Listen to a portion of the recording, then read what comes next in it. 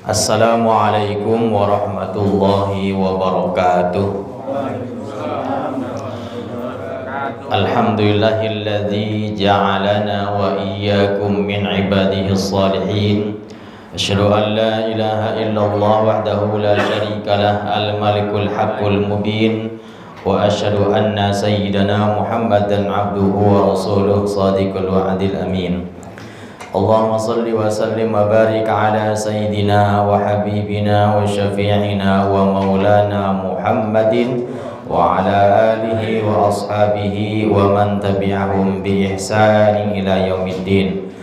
Amma ba'du, faqad qala Allah ta'ala fi kitabihil karim wa huwa asdaqul qailin. A'udzu billahi minasy syaithanir rajim. Bismillahirrahmanirrahim. Yarfa'illahu alladhina amanu minkum walladzina utul ilma darajat. Qala an-nabiy sallallahu alaihi wasallam, talabul ilmi faridatun ala kulli muslimin wal muslimat. Sadaqallahul azim wa sadaqa rasuluhun nabiyul habibul karim wa nahnu ala dzalika minasy syahidin wasyakirin walhamdulillahi rabbil alamin. Hadratul mukarramin wal muhtaramin, para ustadz, para kiai, para alim, para ulama, wabil khusus yang sama-sama kita hormati Ketua DKM Syariah Bapak Ustadz Eko Novianto, Bapak RW 29 Pak Sodikin, hadirin hadirat ibu sekalian yang saya muliakan. Puji syukur kepada Allah, alhamdulillah malam hari ini kita telah usai melaksanakan salat maghrib berjamaah dan akan kita lanjutkan dengan thalabul ilmi sampai waktu isya. Mudah-mudahan waktu yang singkat ini namun banyak manfaat atau faedahnya karena kita isi dengan berzikir termasuk thalabul ilmi. Mudah-mudahan nanti apa yang kita dengar, apa yang kita pahami, yang kita kaji itu mudah-mudahan mudah kita amalkan dan manfaat untuk diri kita. Amin ya rabbal alamin. Salawat salam semoga terlimpah curahkan kepada karibaan junjungan alam Sayyidina Muhammad sallallahu alaihi wasallam. Semoga kita nanti di hari kiamat kelak mendapatkan atau kebahagiaan syafaatnya Nabi Muhammad sallallahu alaihi wasallam. Baik, Bapak Ibu sekalian, kajian kita kali ini karena sekarang sudah masuk di malam tanggal ke-28 Zulqa'dah. Hari ini kan tanggal 27. Artinya kurang beberapa hari lagi kita sudah memasuki bulan Zulhijjah. Artinya juga kurang dari 2 minggu lagi kita akan merayakan Hari Raya Idul Adha atau Idul Kurban. Maka hari ini kajian kita yang akan kita bahas adalah tentang Babul Adhiyah, yaitu bab berkurban. Walaupun ini tentu tiap tahun kita kaji, namun nggak boleh bosan, karena apalagi kita akan berkurban, kita harus tahu tentang ilmunya, hukumnya, keutamaannya, kemudian juga sejarah historis kurban seperti apa, kemudian bagaimana tata cara memilih hewan kurban, semuanya akan kita bahas. Dan jika ada hal yang belum saya sampaikan ingin dipertanyakan, silahkan dipertanyakan. Malam hari ini kata Pak Eko ngaji sampai jam 10 karena ada TV-nya siar langsung. Jadi silakan nanya yang panjang, silakan ibu-ibu nanya, silakan. Ya baik, tentang babul adhiyah atau bab kurban. Berkurban itu hukumnya wajib, hukumnya sunnah. Wajib hanya mazhab Hanafi, mazhab Syafi'i, Maliki, Hambali hukumnya sunnah. Hanya satu mazhab saja yang mengatakan atau menganggap bahwa kurban itu wajib, itu mazhab Imam Abu Hanifah atau mazhab Hanafi. Kurban merupakan ibadah istimewa, sekalipun hukumnya sunnah, tapi kurban itu perintahnya jelas dalam surah Al-Kautsar. Ya, a'udzu billahi minasyaitonir rajim. Bismillahirrahmanirrahim. Inna a'tayna kal kautsar fasholli li rabbika wanhar. Sungguh kata Allah, kami telah memberikan nikmat yang banyak kepada kalian. Sebelum diperintahkan salat dan kurban, Allah menyadarkan kita betapa banyak nikmat yang Allah limpahkan kepada kita, maka karena nikmat begitu banyak yang kita dapatkan dari Allah, yang Allah berikan, yang Allah curahkan kepada kita, maka Allah perintahkan kepada kita sebagai hamba, fasholli li rabbika, maka sholatlah karena Tuhanmu.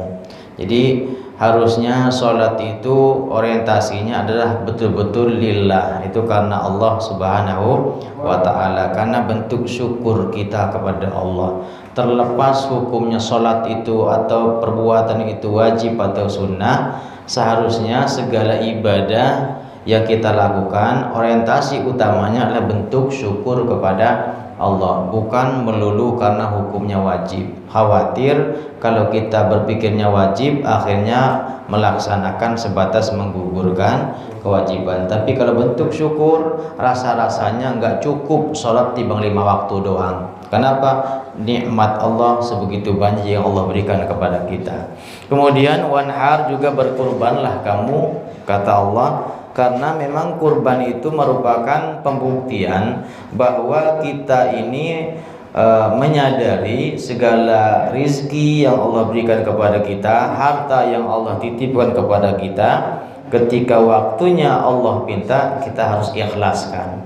Sama dengan kurban, waktunya Allah pinta kita untuk berkurban, maka persembahkanlah kurban itu sebagai bukti bahwa kita tidak gelap mata melupakan siapa yang memberikan harta. Itu yang kita harus camkan, bahwa kurban adalah pembuktian. Sholat juga pembuktian, tapi sholat sifatnya ritualitas atau ta'abbud, penghambaan, sementara kurban merupakan pembuktian bahwa kita bersyukur atas rezeki yang Allah berikan kepada kita, rezeki yang banyak. 3 juta harga kambing itu enggak seberapa sebenarnya dibanding rezeki yang Allah limpahkan kepada kita. Namun walaupun sudah jelas demikian, tetap aja memang kurban itu berat ya. Kurban itu berat. Maka wajar kalau Allah, kata Allah mengatakan dalam surah Ali Imran 92, lan tanalul birra hatta tunfiqu mimma tuhibbun.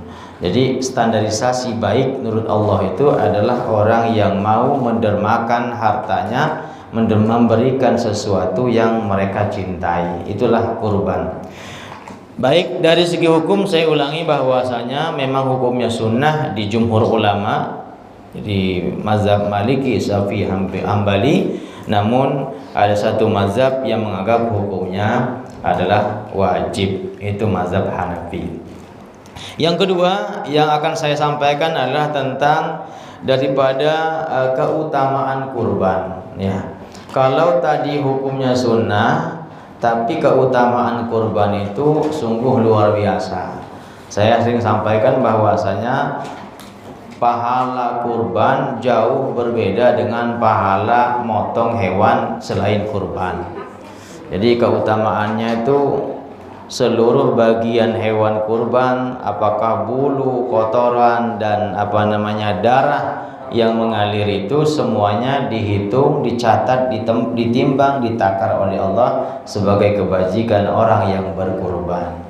Itu dari segi keutamaan. Ayolah kita tengok ibadah itu dari sisi keutamaannya juga, tidak melulu melihat status hukumnya, agar kita selalu merasa kurang dalam ibadah, agar kita merasa tidak pantas kalau sholat hanya itu-itu aja, kalau ibadah hanya stagnan itu-itu aja, nggak nambah ibadah yang lain, karena kita hanya menganggap ibadah itu dari sisi status hukumnya. Lihatlah fadilah atau keutamaannya, sehingga kita mau melaksanakan ibadah yang lain meskipun hukumnya tidak wajib.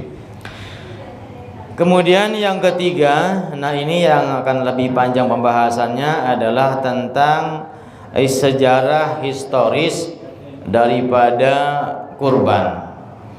Bahwa perayaan Idul Kurban atau Idul Adha itu tidak terlepas daripada peristiwa sejarah yang dialami oleh Nabi Allah Ibrahim dan Nabi Allah Ismail alaihis salam. Jadi asal muasal syariat kurban itu memang awalnya dibebankan kepada Nabi Ibrahim.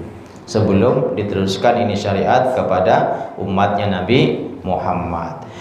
Sejarah itu termaktub dalam surah As-Saffat ayat 99 sampai dengan ayat 108 tentang kisah sejarah historis kurbannya Nabi Ibrahim. Diperintahkan oleh Allah Nabi Ibrahim untuk mengorbankan anak atau putra pertama yang lama didambakan, tetapi ketika sudah lucu-lucunya itu anak, sedang lucu-lucunya Allah uji Nabi Ibrahim untuk menyembelih putra beliau sebagai bentuk lebih cinta mana anak atau Allah. Nah, ini kisah kita baca dulu surah As-Saffat ayat 99 sampai dengan ayat 108 kalau nggak salah hitung ya. Tapi mulai dari 99. A'udzu billahi minasyaitonir rajim. Bismillahirrahmanirrahim. Wa qala inni dhahibun ila rabbi sayahdin.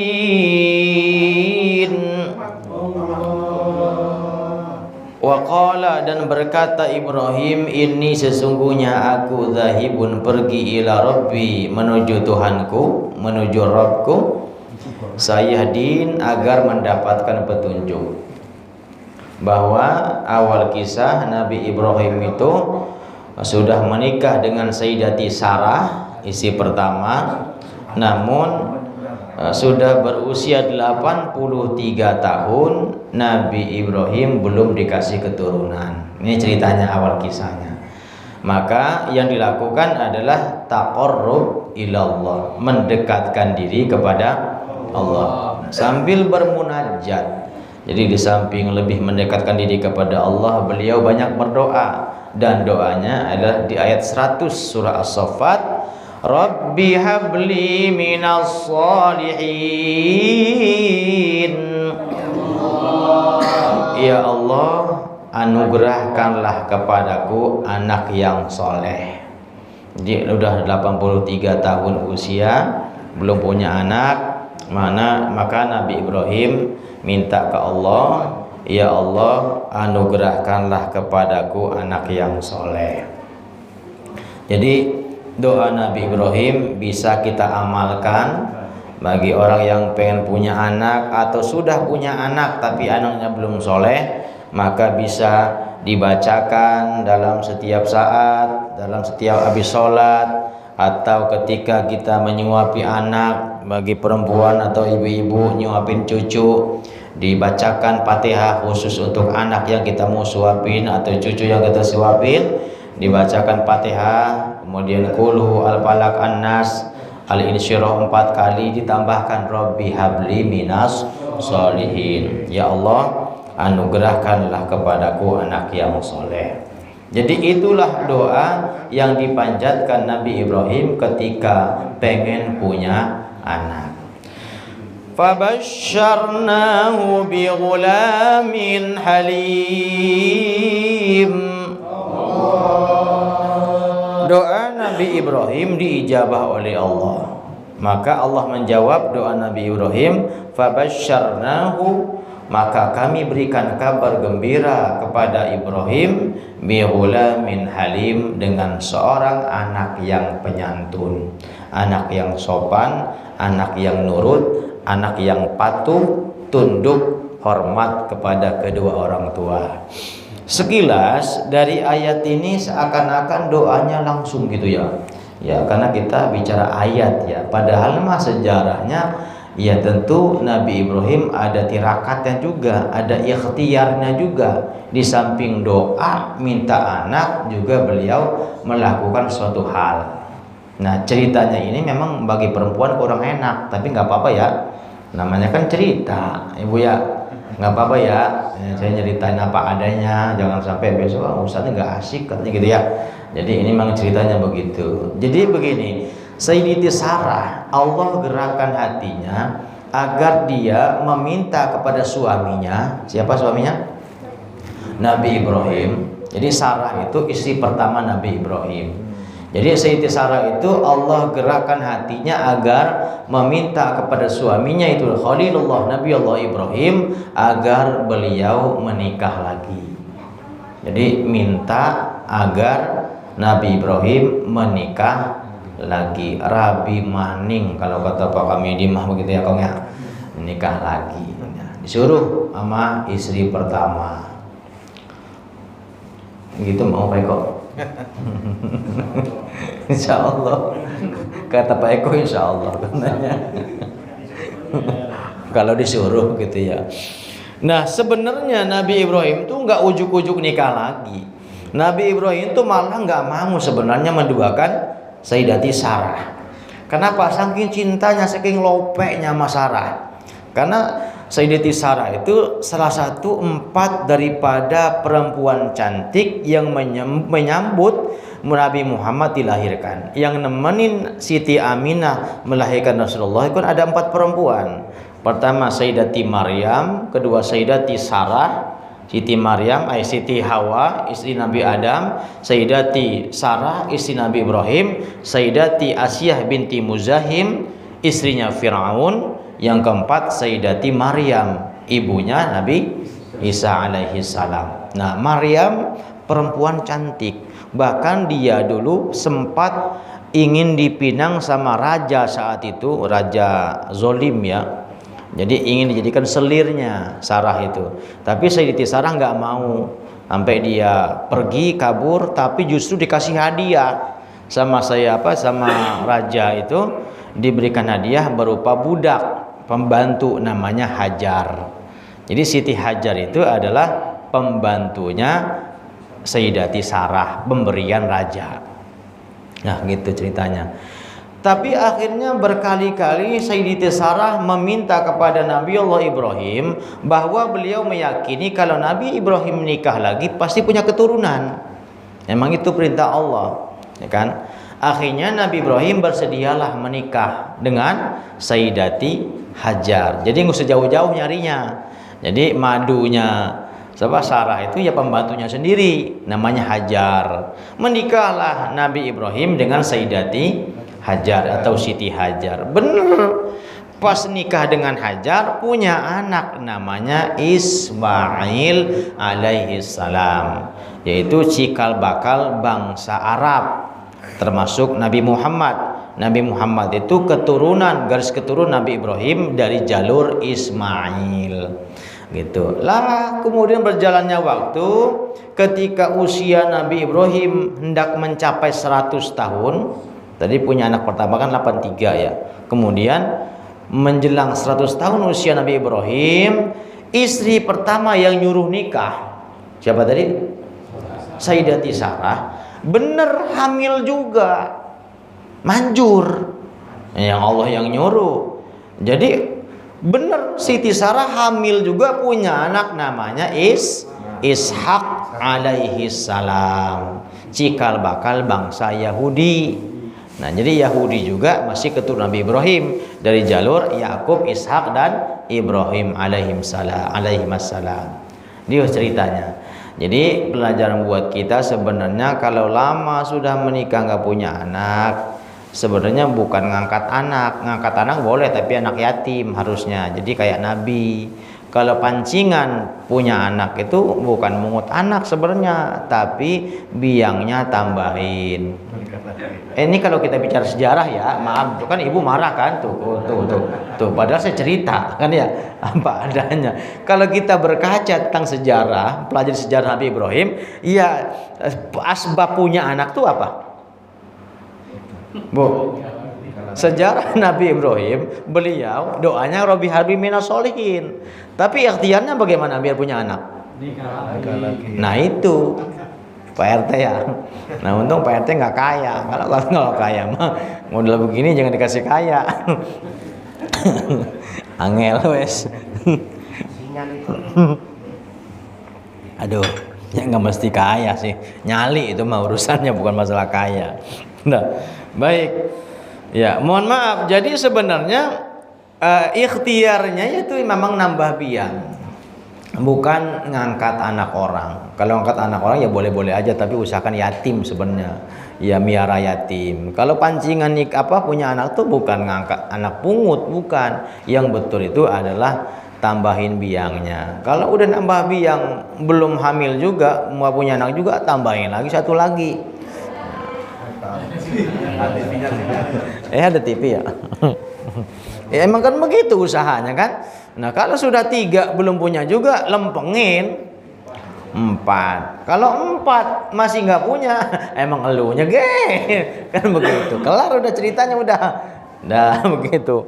Ini maaf, ini bukan nyuruh ya, ini makan sejarah. Nggak mungkin saya nyuruh bapaknya kawin lagi, nggak mungkin lah. Sepi pengajian senter, sepi.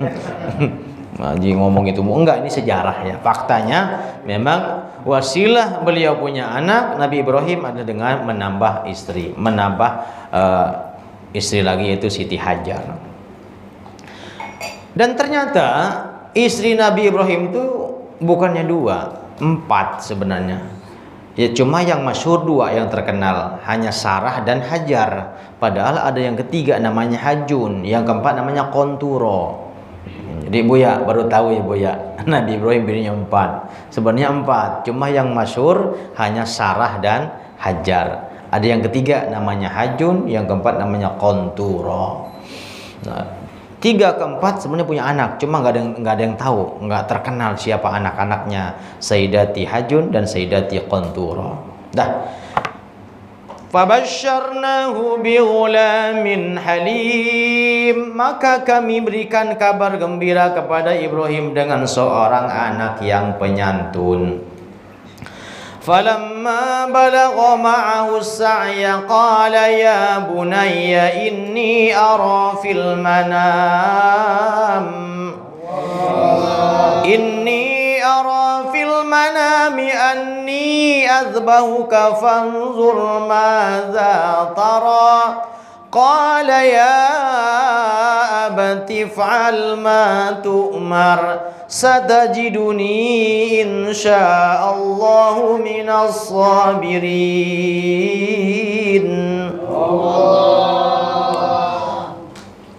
Falamma balagha ma'ahu sa'ya, tatkala anaknya Nabi Ibrahim yang pertama namanya Ismail, usianya kira-kira anak itu bisa diajak kompromi. Ma'au sa'ya itu artinya bisa diajak musyawarah, diskusi. Ya kurang lebih kalau kata ulama antara 7 sampai 10 tahun usianya Ismail.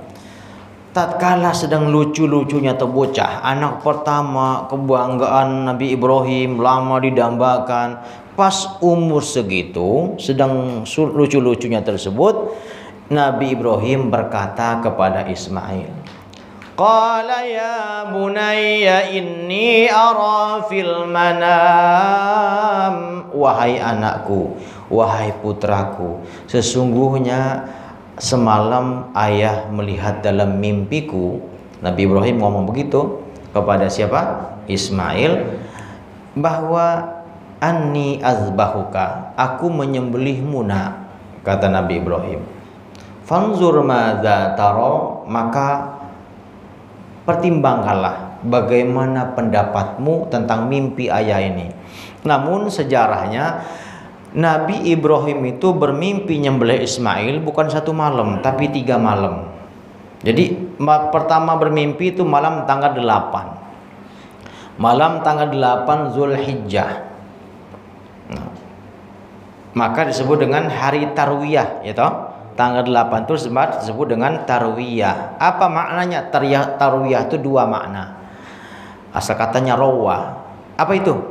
Tarwiyah dalam konteks haji artinya membawakan air, meminumkan. Maknanya orang-orang yang berhaji sekarang nih, yang mau haji ini, seperti kami tahun lalu, jadi ketika tanggal 8 itu merapat ke Mina. Nah, merapat ke Mina untuk persiapan wukuf di tanggal 9 Arafah atau 9 Zulhijjah.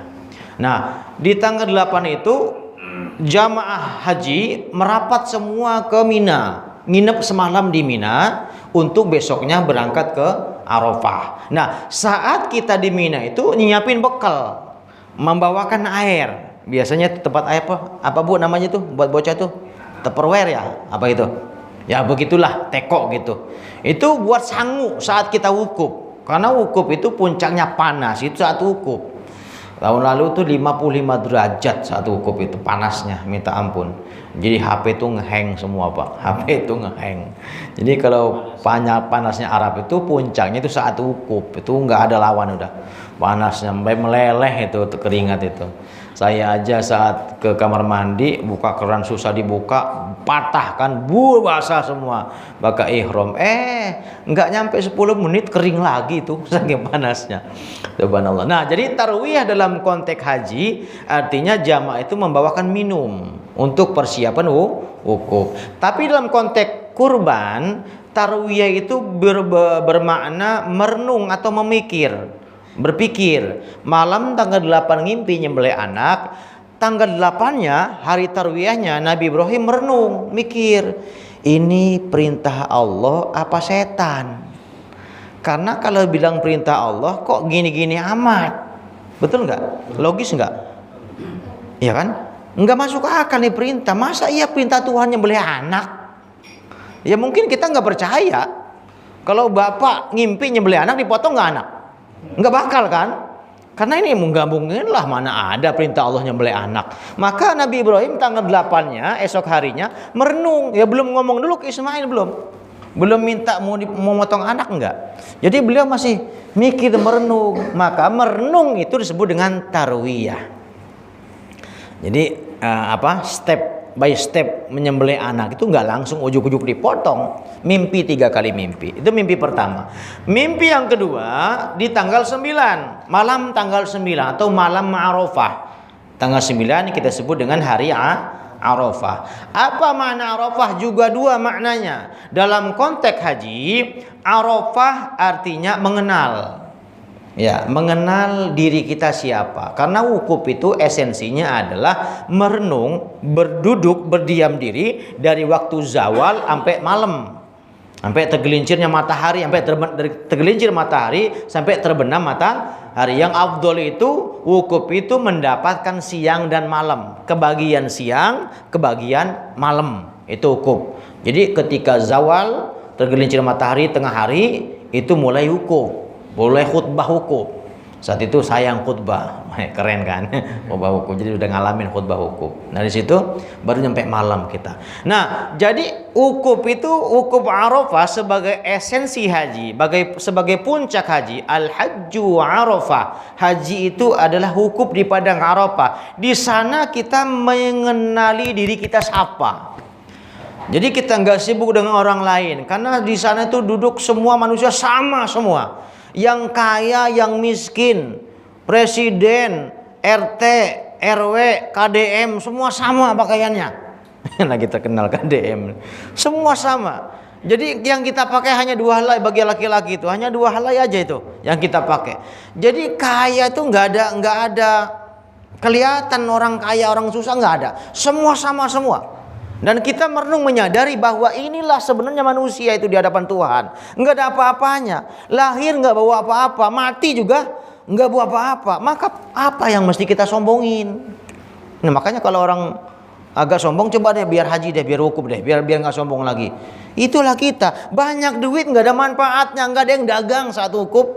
Nggak ada. Kalau umroh banyak di di dekat Arafah itu banyak yang dagang, apalagi di Jabal Rahmah itu banyak yang dagang di depan itu. Tapi kalau wukuf haji jangan pernah nemu ada yang dagang, nggak boleh. Kenapa? Memang nggak boleh jajan, duit segepok pun nggak percuma, nggak ada manfaatnya. Semua sama semua. Maka kita diperintahkan Allah untuk kenal diri kita nih siapa, biar kita nggak tengil lagunya hidup di dunia. Cobalah wukuf, siapa kita ini, nggak ada apa-apanya, timbang diselimutin 2 helai doang. Itu makna Arafah dari segi aspek haji. Nah, sementara dari segi aspek sejarah kurban, Arafah artinya mengetahui atau mengenal. Nah, karena Nabi Allah Ibrahim 2 kali mimpi, maka di tanggal 9 beliau sadar mengenali, oh ini perintah Allah.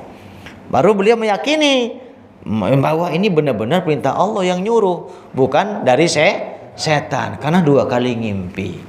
Nah, nggak cukup di malam tanggal 10, malam Yaumun Nahar atau malam tanggal 10 Zulhijjah, kembali ketiga kalinya Nabi Ibrahim ngimpi lagi nyembelih Ismail. Jadi gitu rentet ceritanya, sejarahnya. Nah, barulah keesokan harinya Nabi Ibrahim diskusi mempertanyakan kepada anaknya yang mau disembelih, namanya Ismail. Qala ya bunayya inni ara fil manami anni azbahuka fanzur madza tara. Nah, semalam Bapak ngimpi apa Pak? Ngimpi nyembelih apa Pak? Sapi apa kambing? Bukan sapi, bukan kambing, tapi sampean tak sembelih. Itu kata Nabi Ibrahim. Mengejutkan. Jawabnya Ismail ketika ayahnya bilang mau disembelih, fanzur mazataro, coba nak kamu pertimbangkan nak, bagaimana pendapatmu tentang mimpi ayah ini. Jadi nggak langsung digorok, nggak langsung ditanya dulu anaknya tuh, dites juga anaknya sama ayahnya. Apa jawabannya Ismail? Sangat mengejutkan. Qala ya abati fa'al ma tu'mar satajiduni insyaallahu minas sabirin. Jadi jawabannya bocah yang sedang lucu-lucunya itu, kok mau disembelih malah bilang, wahai ayah, laksanakanlah apa yang Allah perintahkan kepadamu. Sembelihlah ayah, silahkan, monggo ayah. Itu anak Nabi dan calon Nabi. Coba kalau perintah ini ke bapak, umpama ya Pak Eko ngimpi nyembelih si Tama. Umpama nih Pak Eko ngimpi 3 kali ngimpi nyembelih si Tama.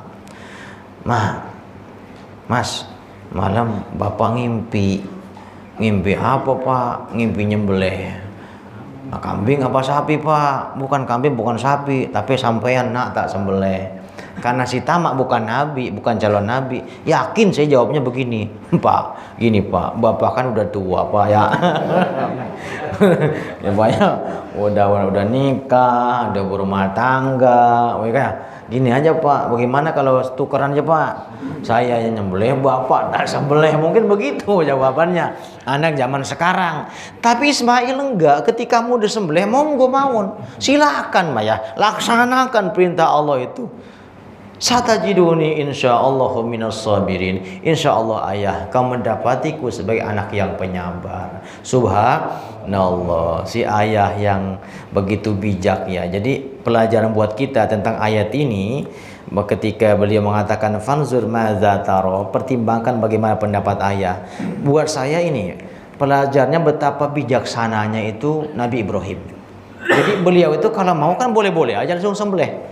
Tapi yang luar biasanya Nabi Ibrahim itu, beliau nggak langsung eksekusi, tapi beliau diskusi dulu. Nah, buat kita sebagai orang tua, apalagi ayah, bapak, jadi anak kalau sudah tamyiz, kalau sudah dia mengerti, sudah dewasa, jangan dipaksa harus jadi apa.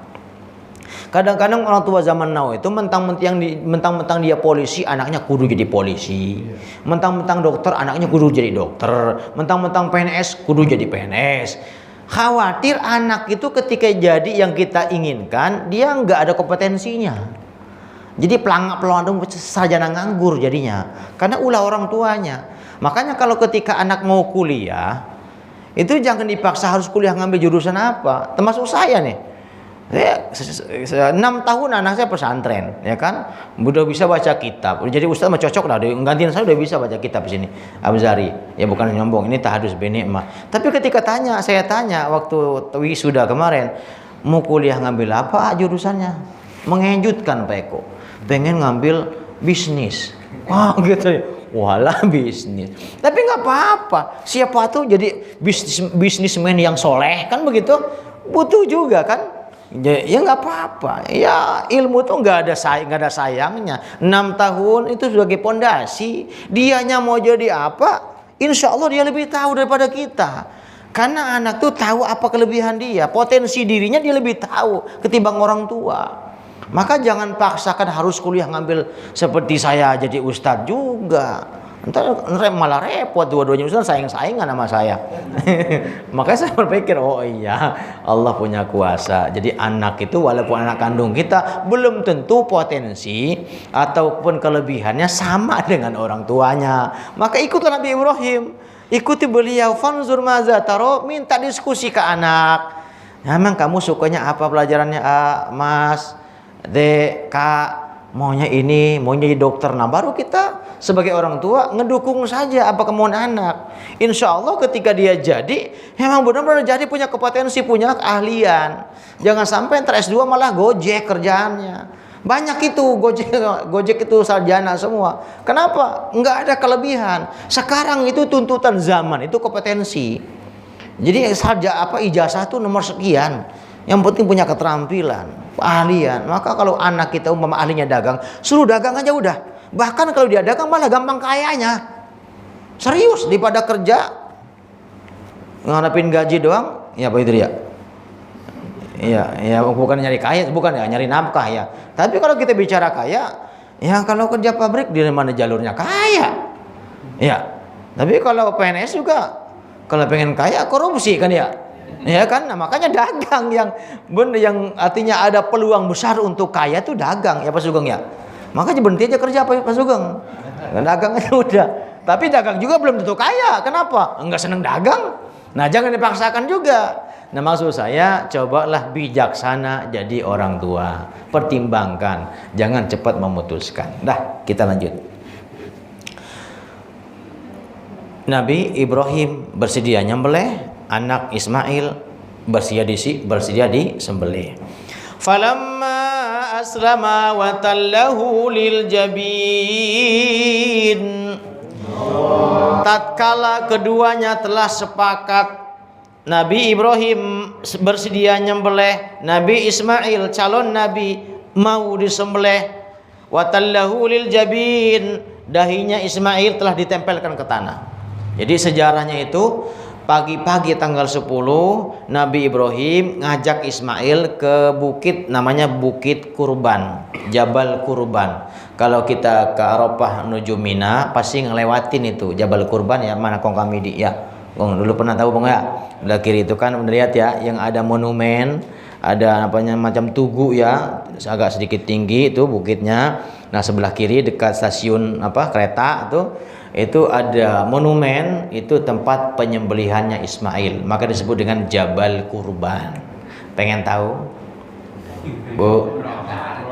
Pengen tahu? Berangkat ya. Udah niat? Udah nabung? Tenang, kalau syariah pokoknya jamaah syariah yang mau umroh daftar sama saya ada diskon khusus. Ini iklan ya? Nggak apa-apa kan ya? Udah di YouTube-nya. Saya mah bener, bukan sekedar nyari untung. Ya umroh bersama jamaah tuh semua dapat diskon semua. Kenapa? Ya untung dikit nggak apa-apa lah. Kalau nggak untung bohong lah. Tapi ya seneng aja bawa jamaah dewek tuh enak. Kita umroh tuh sampai sambil ngaji. Nanti kita jelaskan Jabal Rahmah, pertemuan Adam Hawa, Jabal Kurban, Jabal Uhud. Kita enak tuh. Makanya saya punya hayal tuh. Sama DKM juga, coba ya kita nabung bareng-bareng ya, nanti setahun 2 tahun kita berangkat bareng satu bis. Wow, kan keren tuh ya Bu ya, keren kan, syariah, umroh syariah bareng-bareng. Udah saya nggak perlu untung gede-gede lah, penting berangkat aja.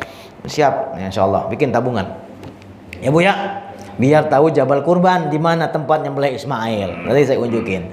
Nah, disitulah tempat penyembelihnya Ismail. Nah, saat berangkat ke sana, bukan nggak ada godaan, bukan nggak ada rintangan, goda sama setan tetap ada. Nabi Ibrahim digoda sama iblis, sama setan. Ibrahim, sampean percaya itu perintah dari Tuhan? Masa ada perintah Allah nyembelih anak digituin sama setan? Emang setan mah begitu kerjaannya? Ya, Nabi Ibrahim nggak bergeming lah, emang ini perintah Allah, 3 kali ngimpi. Pergilah ke Hajar, istrinya. Hajar, udah tahu belum infonya? Info apa? Lakimu mau nyembelih anakmu. Udah tahu, gue mah udah tahu. Bahasa Tambun ini ya. Emang ngapa? Lu percaya? Ini bahasa Tambun ini. Tapi nggak begitu ngomongnya setan. Apa sampean percaya perintah Allah nyembelih anak. Memang kalau kita pikir sih emang nggak masuk akal. Maka ini perintah kan irasional, nggak logis.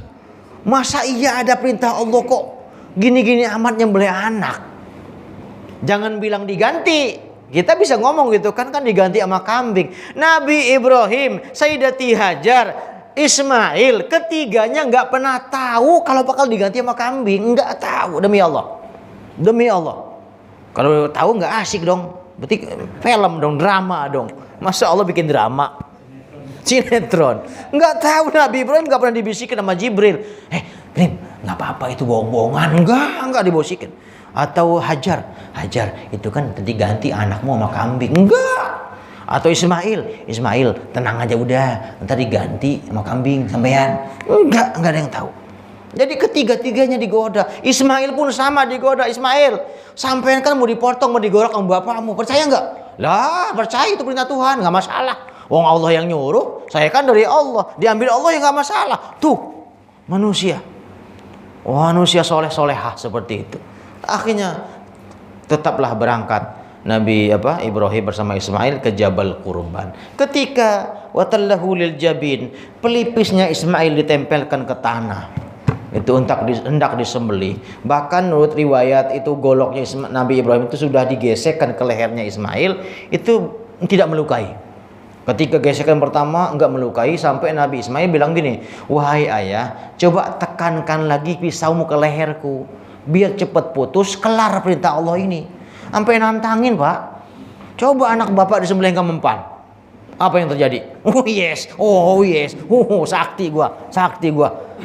Anak kita, tapi anak Nabi Ibrahim ketika enggak mempan bilang apa? Coba tekankan lagi ayah. Karena dikiranya Nabi Ibrahim itu enggak tega. Jangan-jangan separuh niat itu loh. Sampai nggak tega. Maka beliau bilang begitu, coba tekankan ayah, biar cepat putus leherku, kelar di perintah Allah. Subhanallah, anak yang soleh seperti itu. Maka lalu Nabi Ibrahim dipanggil sama Allah. Wa nadainahu ayya Ibrahim. Maka kami serukan kepada Ibrahim. Qad saddaqtar ru'ya inna kadzalika nalzil muhsinin. Qad saddaqtar ru'ya. Wahai Ibrahim, sungguh engkau telah membenarkan mimpimu. Artinya, Ibrahim, engkau betul-betul telah melaksanakan perintahku yang lewat mimpi tersebut. Sekalipun itu perintah enggak masuk akal, tapi sungguh engkau melakukannya, engkau melaksanakannya, engkau mengeksekusinya. Maka wa inna kadzalika nalzil muhsinin. Sesungguhnya demikianlah kami membalas, mengganti, mengganjar bagi hamba yang berbuat baik. Ini menurut saya unik nih ayat. Jadi digantinya Ismail dengan kambing itu sebenarnya hadiah. Pertama itu sebetulnya hadiah. Hadiah dari Allah, ganti dari Allah terhadap orang yang soleh yang mau mendermakan hartanya karena Allah. Pelajarannya adalah jangan pernah takut harta yang kita persembahkan, harta yang kita keluarkan, harta yang kita belanjakan di jalan Allah, apakah untuk berhaji, ongkos haji, apakah untuk umrah, untuk berumrah, apakah untuk kurban beli kambing, jangan pernah takut tidak diganti sama Allah. Pasti. Ayatnya ini, inna kadzalika nalzil muhsinin. Sesungguhnya demikianlah kami membalas kepada orang-orang yang berbuat baik. Termasuk kebaikan kepada manusia yang kita berikan sesuatu ke orang lain. Jangan pernah takut tidak dibalas, sekalipun orang yang kita kasih enggak kembali memberi kita. Manusia itu kadang-kadang ketika dia baik sama orang yang dibaik enggak baik sama dia berhenti menjadi baik. Itu salah besar. Balasan kebaikan bukan dari manusia yang kita perbuati baiknya. Gimana bahasanya? Bukan berarti dari orang yang kita baikin balasannya. Bisa jadi Allah akan utus manusia-manusia lain yang akan baik kepada kita karena kebaikan kita kepada orang yang kita pernah bantu. Itu maksud saya. Jadi ayat ini menegaskan kepada kita, jangan pernah takut dengan berkurban harta nggak diganti. Tanya sama yang kurban. Toh buktinya yang kurban main lama semua, berarti nggak kapok kan? Karena mereka menyadari, berarti kurban itu memang ada gantinya. Memang kadang-kadang ganti itu bukan berarti berupa harta juga. Kita keluarkan 3 juta, bisa diganti dengan anak yang pinter, anak yang soleh, jabatan naik, betul? Itu gantinya macam-macam. Maka dari sini kita mulai berubah pikirannya. Jangan sampai ketika kita bicara rezeki, lalu terbenak pikirannya duit, ya kan? Betapa sempitnya pola pikir kita kalau memikirkan yang namanya rezeki itu uang. Uang itu sebagian rezeki, sebagian dari rezeki. Rezeki itu banyak, sehat badan rezeki, ya kan? Toh yang banyak uang juga belum tentu kayak kita. Makan apa baik di badok kan? Ya kan? Kita mah sehat, nggak kaya tapi makan aja apa aja dimakan. Berarti sehat. Kalau udah ini dipantang, banyak duit bakal apa coba? Ya kan? Banyak duit tapi nggak bisa apa-apa. Artinya mulailah berpikir luas bahwa rezeki itu memang luas maknanya, bukan sekedar uang, bukan sekedar materi. Tetangga baik itu rezeki, anak yang soleh itu rezeki, istri solehah itu rezeki, RT yang baik juga rezeki. Bukan hanya uang saja itu rezeki. Jadi ayo mulai sekarang berpikir jernih bahwa kalau kita sudah berkurban, jangan pernah takut bahwa Allah tidak mengganti harta yang kita keluarkan karena Allah Subhanahu wa taala. Inna hadza lahuwal bala'ul mubin. Kesimpulannya adalah ini merupakan ujian yang nyata. Jadi Nabi Ibrahim dipinta sama Allah nyembelih anak, itu ujian dari Allah. Nanti saya jabarkan 3 hal yang harus saya jabarkan tentang sejarah ini. Jadi kesimpulannya, Allah menguji Nabi Ibrahim sebatas apa kecintaannya kepada anak yang beliau dambakan. Jangan-jangan karena anak lupa sama yang ngasih anak. Jangan-jangan karena harta lupa sama yang ngasih harta. Kan begitu. Maka ini ujian kata Allah. Ini bentuknya ujian kepadamu Ibrahim. Jangan sampai ini gara-gara anak yang kau dambakan, kau gelap mata, lupa sama yang memberikan anak. Nah, wa fadainahu bidzibhin azim. Barulah kata Allah, kami ganti sesembelihannya Ibrahim dari seorang anak menjadi seekor kambing kibas yang amat besar. Inilah sejarah daripada pertama kali disyariatkannya berkurban. Yang awalnya perintah kurban kepada Nabi Ibrahim bukanlah kambing, bukan sapi, bukan onta, melainkan anak kandung yang harus dipersembahkan kepada Allah Subhanahu wa ta'ala. Maka 3 hal yang kita bisa ambil hikmahnya dari sejarah ini. Yang pertama dari konteks, matiin dulu.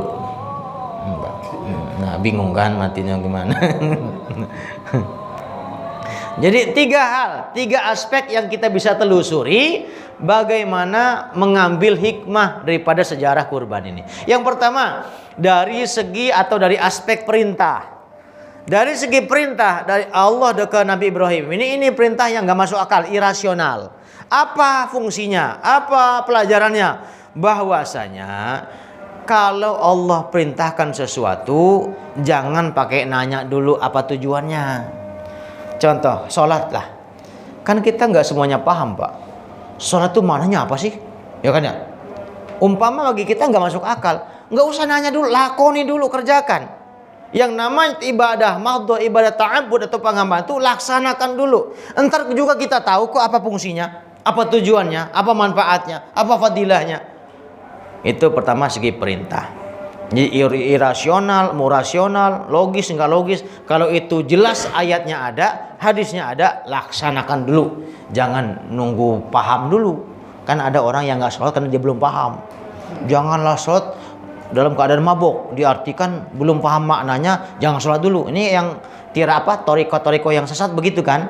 Jadi dia nggak sholat dulu, nunggu paham dulu, keburu modar baru paham. Maka nggak boleh begitu, laksanakan dulu syariatnya. Baru kita akan tahu toriko, hakikat atau ma'rifatnya. Syariatnya dulu diamalkan. Yang kedua, dari aspek orang yang diperintah. Orang yang diperintah nyembelih itu seorang nabi. Betul, Nabi udah jadi nabi. Pertanyaannya, apakah Allah nggak tahu kalau Nabi Ibrahim itu bakal lulus, bakal melaksanakan perintah Allah ini? Pasti tahu toh. Lawang kekasihnya, nggak mungkin Allah nggak tahu kalau Nabi Ibrahim pasti melakukan. Pasti Allah tahu. Sesuatu yang belum terjadi dan telah terjadi akan datang, Allah pasti tahu. Ya alim, ya kan ya? Ya alim, yang maha mengetahui. Pasti Allah tahu. Lalu apa pelajarannya? Maksudnya begini, bahwa setiap hamba itu tidak akan pernah luput dari ujian Allah. Jangan berharap kita nggak pernah diuji. Setiap manusia itu walaupun kadar ujiannya, bentuk ujiannya berbeda, pasti keduman ujian. Apalagi orang yang dekat dengan Allah. Semakin soleh, semakin dekat kita kepada Allah, semakin rajin ibadah, ujiannya makin dahsyat. Kalau orang-orang yang gak ibadah, setan cerek, Pak. Tapi kalau orang yang ibadah, setan soleh juga. Makin berat ujiannya. Apalagi para nabi, para anbiya, para rasul, para waliullah itu semakin berat ujiannya. Ahasiban nasu ayyutraku ayyakulu amanna wa hum la yuftanun wa laqad fatanna alladhina min qablihim fala ya'lamanallahu alladhina sadaqu wa la ya'lamannal kadzibin.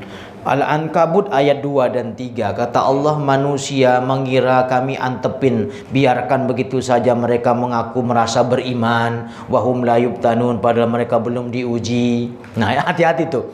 Jangan merasa nggak pernah diuji, apalagi yang merasa nggak pernah sakit. Alah, manusia yang nggak pernah sakit itu namanya Firaun.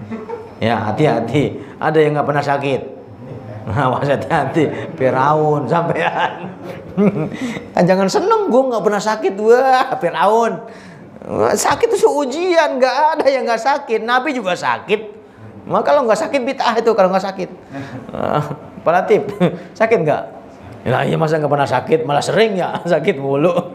Ujian itu. Apa tujuan Allah nguji kita semua? Fala ya'lamannallahu alladhina sadaqu, agar Allah tahu mana orang-orang yang betul-betul beriman, yang tahan uji, yang lulus ujian, mana yang berdusta, yang kagak lulus ujian. Baru diuji meriang dikit aja udah update status, lagi di infus nih, mohon doanya dong. Gitu, lebay banget. Baru meriang kerokan aja difotoin posting, mohon doanya merah banget nih kayak cabai. Astagfirullahaladzim. Malu. Aku malu. Ketimbang sakit dikit aja gegerawakan. Orang beriman itu cerita kalau dapat nikmat itu baru cerita. Dapat bonus, bagi tetangga cerita. Dapat anak cerita. Nikah ceritain. Nikah lagi. Bawi. Kalau nikah lagi nikmat bukan? Ya berceritain, jangan diam-diam baik. Salah itu. Kadang-kadang nikah lagi diam-diam, ngomong sama yang lain. Oh, nikah lagi nikmat. Tetapi manakala diuji, dikasih musibah, sembunyi kudunya, jangan dikasih tahu. Kecuali orang tahu sendiri, nggak masalah. Umpama nih, Bang urus DKM, kok kemana? Waduh, aku lagi meriang. Nah, nggak apa-apa kita kasih tahu yang lain. Tapi jangan kita yang sakit posting. Iya, ibu-ibu lebay. Malu dong, seumur hidup puluhan tahun dikasih sehat, dikasih sakit 2 hari teriak-teriak. Aduh, nggak kuat rasanya ya Allah. Mohon doanya Bapak Ibu, semoga diangkat penyakitnya. Cobalah malu kepada Nabi, kan banyak dikasih sakit, ya toh? Bisa jadi dengan sakit kita istighfar. Karena kadang-kadang orang merasakan nikmatnya sehat saat dikasih sakit. Bener nggak? Ketika dikasih sehat lupa, ya kan? Tapi pas kasih sakit baru dia istighfar. Nggak pernah istighfar, tapi ketika dia dikasih sakit, kena stroke baru atapilo. Ya kan? Coba kalau sehat. Boro-boro istighfar, tak ketika stroke, istighfar. Udah cadel duluan kan, udah telat. Itu maksudnya. Jadi jangan pernah berharap kita nggak diuji. Minta doanya ke Allah itu lulus manakala diuji, dikuatkan manakala diuji, bukan nggak diuji. Hati-hati, kalau nggak diuji berarti kita nggak dilirik sama Allah dong. Ujian itu agar kadar kita naik, agar harga kita, martabat kita, apalagi kemuliaan kita di hadapan Allah tuh naik terus drastis. Itu namanya ujian. Itu tujuan Allah menguji kita semua. Nah, jadi aspek kedua dari kisah itu adalah dari segi orang diperintah Nabi Allah Ibrahim. Artinya semakin dekat seorang hamba kepada Allah, hati-hati, ujian semakin dahsyat. Ustadz tuh makin berat ujiannya ketimbang orang biasa. Yang ketiga, terakhir, dari segi atau dari aspek materi perintah. Ini terakhir. Materi perintah kurban yang dibebankan kepada Nabi Ibrahim itu berupa anak. Bukan kambing, bukan domba, bukan sapi, bukan onta. Tetapi materi perintah kurban kepada kita, fasholli li rabbika wanhar, bukan lagi seorang anak. Tetapi materi perintahnya adalah harta yang disimbolkan dengan binatang, kambing, dan seterusnya. Kenapa kurban itu nggak bisa diuangkan? Karena filosofi kurban itu adalah dalam diri manusia itu ada syahwat kehewanan. Namanya syahwatul hayawan, syahwat kebinatangan. Nama syahwat binatang itu namanya hirso. Apa? Hirso, rakus. You know rakus? Toma. Tahu toma? Enggak bersyukur, kufur nikmat, enggak tahu diri, itu toma. Nah, antara harta dan anak sebagai materi kurban, materi perintah kurban baik kepada Nabi Ibrahim atau kepada umat Nabi Muhammad seperti kita, itu kan sebenarnya konteksnya sama. Karena harta dan anak dua-duanya merupakan simbol kesenangan dunia. Dan tahukah Anda, ternyata di Quran banyak ayat di mana Allah gabungkan kata al-malun dan al-banun dalam satu ayat. Contoh, al-malu wal-banuna zinatul hayatid dunya. Surah Al-Kahfi ayat 46. Harta dan anak merupakan kesenangan dunia. Betul? Kebanggaan manusia itu anak dan harta. Benar toh? Allah yang bilang. Jadi walaupun bobotnya beda, bentuknya beda antara anak dengan kambing, tapi konteksnya sama. Sama-sama kesenangan dunia. Yang kedua, wa'lamu annama amwalukum wa auladukum fitnah. Al-Anfal ayat 28. Ketahuilah olehmu bahwasanya harta dan anak merupakan ujian. Manusia bisa diuji dengan anak, manusia bisa diuji dengan harta. Mana yang lolos? Kadang-kadang dua-duanya, anak bader, harta kagak, diuji. Atau dikasih harta yang banyak, ujian juga. Cuma salah, kadang-kadang mindset manusia itu, maaf ya, kita itu merasa diuji kalau dikasih yang gak enak. Betul toh? Kalau miskin diuji, dipecat dari perusahaan diuji, usahanya bangkrut diuji. Tapi ketika dikasih harta banyak nggak merasa deh. Nah, salah itu. Justru kadangkala ujian manusia yang lolos dari ujian Allah itu orang yang dikasih ujian nggak enak, yang sifatnya nggak menyenangkan. Ya toh, sakit nggak enak. Tapi dia lolos. Kenapa? Oh ya Allah, aku sedang diuji oleh Allah. Sadar kalau diuji. Coba dikasih sehat, coba dikasih kaya, enggak ngerasa diuji. Dia pikir nikmat terus. Padahal justru kayamu itu kadang-kadang membuatmu merasa tidak diuji. Maka banyak yang gak lulus. Orang kaya banyak yang gak lulus dibanding orang miskin. Makanya orang miskin itu masuk surganya bablas, nggak banyak nanya. Entar di hari kiamat orang yang nggak punya harta masuk surganya ya nggak ada yang ditanya, ya kan? Nggak ada isinya, keranjangnya nggak ada isinya, bablas aja. Tapi yang kaya, yang badannya banyak, macam Pak Eko, lama masuk surganya. Kalau Pak RT mah duluan enak, bablas, Nah, keranjangnya kosong. Kalau kaya itu ibarat orang masuk mall, masuk apa supermarket. Ya kan, bawa keranjang, udah itu kan banyak yang dicomot. Apalagi ibu-ibu kalau masuk ke supermarket tuh main comot-comot. Coba Bu perhatikan, simak itu. Besok deh pada belanja deh. Nah, semakin penuh keranjang, semakin lama di kasir, gitu. Lama di kasir, orang udah pada pulang masih entit. Lama hitungannya. Orang kaya juga sama. Makanya usah kaya, udah miskin aja miskin. Ya boleh kaya, tapi kayak Pak Eko, ya kan, hartanya buat musola, entar rumahnya buat jadi masjid, ya gitu ya. Lah iya, tukang syutingnya juga sama. Mungkin silakan kaya, tapi belanjakan. Agar apa? Agar harta itu menjadi amal. Nah, karena amal lah yang dibawa mati. Ada ustaz punya eksperimen, begini ngomongnya. Kata siapa harta nggak dibawa mati? Dibawa mati. Harta tuh dibawa mati. Masuknya bener, tapi ngomongnya salah. Yang dibawa mati itu bukan bandamu, tapi amal. Itu harta yang dikonversikan berupa kebaikan, amalan. Itu yang dibawa.